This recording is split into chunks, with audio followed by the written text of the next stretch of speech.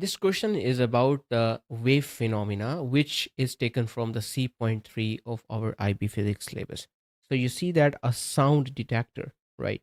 So this is a sound detector is moving along a line joining the speaker and this detector. Okay, so it is moving on this line, right? Either towards the sound source or away from it. So the loudspeaker emits the frequency of the sound 1700 hertz, whereas the sound speed of the sound is 340 meter per second. So if we represent the sound wave like a transverse wave, okay, which you can, okay, like this. So there's a frequency of this wave, and this is a wavelength of this wave, okay. So the frequency, the genuine frequency of the sound is 1700 hertz. But what sound is detected by the observer, right? Because we can call it observer, okay. And so the state, the direction of the motion of the detector. So the frequency that is detected by this observer is the frequency 1600 hertz, which is obviously less than the actual frequency. It means that the direction of the motion of observer is away from it on the same line. Okay, so with what speed it is moving, we can calculate it later. So it is moving away. So moving away from the source, right now I'm calling it source because you have studied in the topic Doppler's effect that this is a source that is producing sound. So it is a speaker. So it is obviously moving away. Okay, now the next question is calculate the speed of the detector. Now, when the detector is moving away, and right now we are assuming that the source is at rest.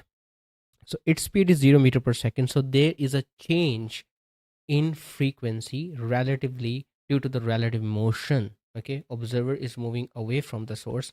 So we can apply here, there are in fact the two methods, right? So the method one, that is relatively easy.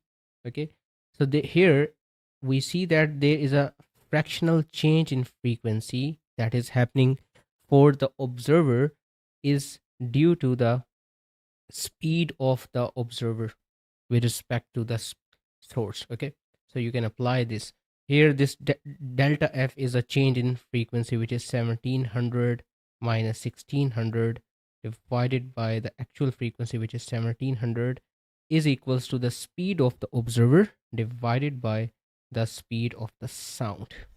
So if you solve it, so students, this is obviously it is 20 meter per second. So this is the relative velocity of the observer with respect to the source. Now let's talk about the method 2, which is specifically for the HL students, because here we will apply the equation for the frequency. Okay, so the frequency of the observer will be equals to, if it is moving away from the source, then in numerator we always have negative sign. So v minus uo divided by v. Here the v is actually the speed of sound. Okay, remember, multiply by the actual frequency. So if you want to know this factor, so let me first make an equation, right? You can directly put the values also, but it is more professional if I make an equation first. So if I multiply on both sides with the velocity v, so it will be f prime multiplied by v is equals to v minus uo multiplied by f. Okay, so divided by this factor on both sides will give you over f is equals to v minus uo. So if you want to find the uo, you can add this factor on both sides, so it will give you this thing divided by f is equals to v. And finally you can take this term on the other side, and this is an equation. So if it is easy for you to put the values directly in this equation, right, you can do that. Okay, so f times v divided by f, right? So let us put the values in this. So the speed of v is 340 minus f prime is the received frequency is 1600 times 340 divided by 1700, and that will give you the same answer, 20 meter per second. Okay, so this is the speed of the observer. So you can see that what the mark scheme says. Okay, so I have also mentioned this. So you can see it is 20 meter per second. Okay, now let's move to the next part, that the loudspeaker and the detector are now stationary. Both are stationary and above the surface of water. The loudspeaker is at the point L, okay, and the detector is at the point D. So you can see in this diagram, okay. So whereas the frequency is given, speed of sound is given, the speed of sound in water, that is 1500 meter per second, is given. Okay, the distances are also given, that if the sound travels from L to D, and how much distance the sound will take if it travels from L to P is zero point 0.5, and then this is also zero point 0.5 meters. So from moving from L to D through this path, the path number 2, it will cover total 1 meter. Okay, now what is our question? So the first question is, as you see that they are saying find the wavelength of the sound in air, right? So this is our B part I. Okay, so I'm solving it here. Now this is our speaker, which is at rest. Okay, so sound is traveling away from it in all the directions. So if you want to know its wavelength, so we know the speed of the sound and we know the frequency, the actual frequency as well. So it is 340 meter per second divided by 1700 hertz. Okay, so what is a wavelength? So students, the wavelength of this sound is 0.20 meter when this sound will be traveling into the air. Now the next question is that why does the sound do the interference, which interference undergoes the destructive interference at the point D? Now look at the diagram again, this diagram, right?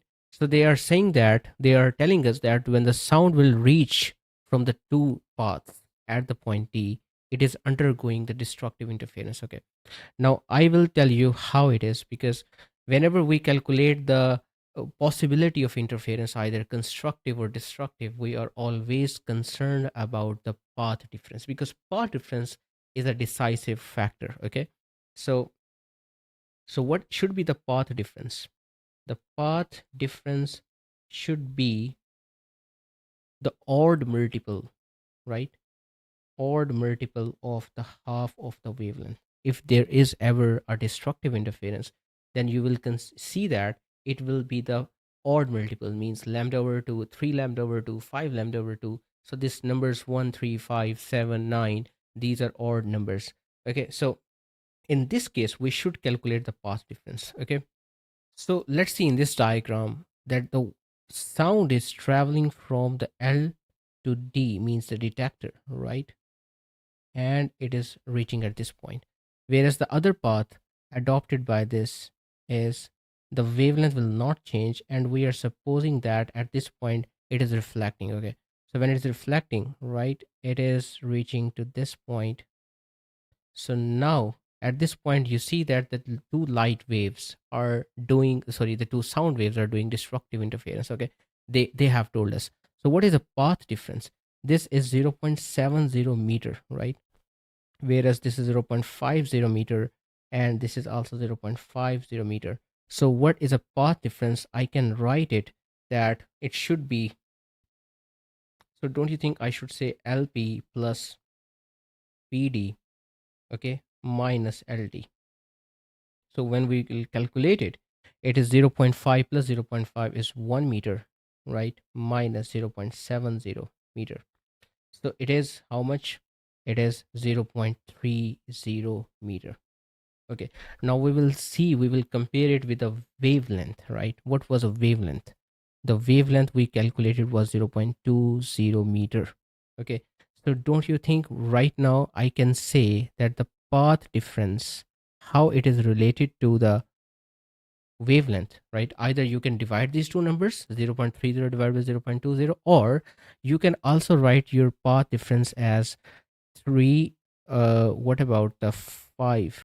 Or if I 3 over 2 into lambda, or in other words 3 into lambda over 2, don't you think we get the same number, 0.20?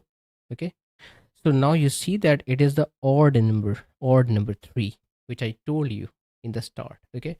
So that's why we can say, because they are doing destructive interference, because their path difference is 1.5 times wavelength. Okay. And this is a path difference. Dear students, if you remember that the very small amount of path difference is always lambda over 2. Okay. And for this, the phase difference is always pi, right? But at this value of path difference, the phase difference is 3 pi. So you should also mention here the phase difference, which is 3 pi. Okay, so this is a mark scheme, okay, which is exactly same what we discussed. Okay, now the next question is whether the sound wave can enter the water at P or not. Okay, so they are saying that the sound that was traveling from the speaker, right, this is the sound direction. Okay, whether it will go inside, or it will refract, or will it bounce back. Okay, now doesn't it seems it resemble the same question when we say if a light is going from the glass to air, whether it will be go out of the glass or will it reflect inside the glass. Because always these type of question, how do we deal with them? We always find the critical angle. We put a condition that if the angle of incidence is greater than critical angle, then the light will bend inside, the light will reflect inside. So there must be same situation, same scenario, right? So it means that, let me show you the diagram again. So students, the example that I have mentioned here was the example of the light, which is a transverse wave in nature. But this is a sound, and you know the sound is the longitudinal wave. So longitudinal wave have exactly the opposite nature of traveling in the water, right? The longitudinal wave speed always increases when it goes into the water. Okay. And just like the light reflect inside the glass, means it reflect inside a denser medium compared to the air. So this sound shows us the opposite nature, opposite property. It reflects inside the less denser medium, right? Because it will be opposite of the light. I hope you understand. So if there would be a light, so the light will reflect inside the water. But what about the sound? Sound can reflect back into the same medium in a less denser medium. Okay. But there must be a condition that should be satisfied. If you remember, for the glass, for the light, the angle of incidence must be always greater than critical angle. But what about the light? Because the light has a other nature, right? So this is right now the angle of incidence. Okay. For sound, for sound, this angle of incidence must be less than critical angle. Okay, so we can say to enter into the water, what is a condition that must be fulfilled, that the angle of incidence must be less than critical angle, right? Now let's say the critical angle is, it means that the light, sorry, the sound should almost go very near to the perpendicular, right? If the sound is coming like this, right, making a very small angle with a normal, then there is a chance that it will refract and it will go into the water. But let us check first of all, let us find what is this angle of incidence. Okay, so you can see first of all a triangle, right? This is a half of this line, which is 0.35 meters. So if I want to find this angle, right, so obviously what should we calculate? We should apply the sine theta I, right, which is the opposite. This is the opposite side and this is a hypotenuse, right? Okay, so it should be 0.35 divided by 0.50, and the angle of incidence is sine inverse of this value, right? And after this, I will tell you how to calculate the critical angle, right? So it is, so dear students, this angle is 44 degrees. Okay, so this is the actual angle of incidence. Okay, students, let's calculate the critical angle with the help of this diagram. Okay, now the sound is coming from the speaker right now, and I'm going to draw the normal here, just like we always draw. So if I imagine that the sound is totally internally reflected. Okay, so the minimum condition is that this angle should be at a critical angle, right? So if I say this is a critical angle, right, I'm supposing, right, because we want to find out critical angle, then at this critical angle this sound must refract so that it should make angle 90, right? So this angle of refraction is 90. Okay, this is the same thing that we study when we discuss about the light. Okay, so this sound should go along the surface, right?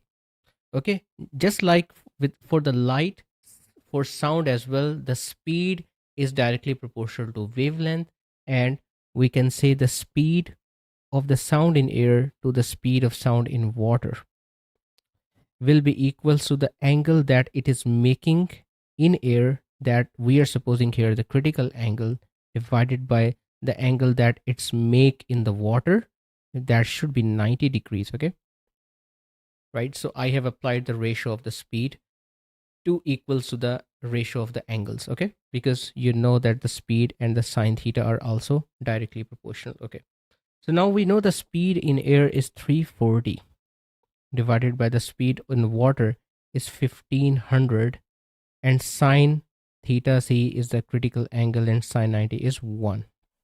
So if you want to find the critical angle, you can take the sine inverse of this 340 over 1500, and that gives us the critical angle. So the critical angle is 13 degrees.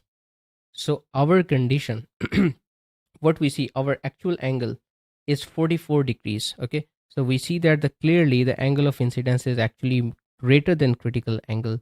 That's why the sound will not go into the water, it will bounce back. Okay, majority of its energy and intensity.